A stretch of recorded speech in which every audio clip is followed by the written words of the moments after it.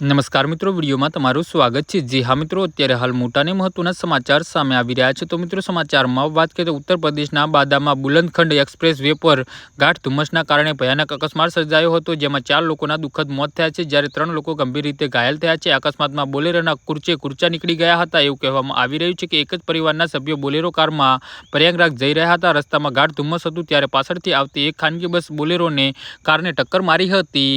આ ધુમ્મસના કારણે ભય વધ્યો અને જેના કારણે ઘટના સ્થળે અંધાધૂંધ ફેલાઈ ગઈ હતી। બોલેરોને ભારે નુકસાન થયું હતું, તેથી પોલીસે ઘાયલો અને મૃતદેહને બચાવવા માટે ફૂલ ડોઝર ક્રેનનો ઉપયોગ કર્યો હતો અને તમામ ઘાયલોને તાત્કાલિક બાદાની જિલ્લા હોસ્પિટલ લઈ જવામાં આવ્યા હતા। જિલ્લા હોસ્પિટલમાં સારવાર દરમિયાન એક ઘાયલ વ્યક્તિનું મોત નીપજ્યું હતું, જેના કારણે મૃત્યુઆંક 4 પર પહોંચ્યો છે અને અન્ય 3 ઘાયલોની હાલત ગંભીર હોવાનું જાણવા મળી રહ્યું છે અને ડોક્ટરોએ તેમને મેડિકલ કોલેજમાં રિફર કર્યા છે। મૃતકો અને ઘાયલોનો એક જ પરિવાર હોવાનું કહેવામાં આવે છે। અકસ્માતના સમાચાર મળતા જ પરિવાર શોકમાં ડૂબી ગયો હતો।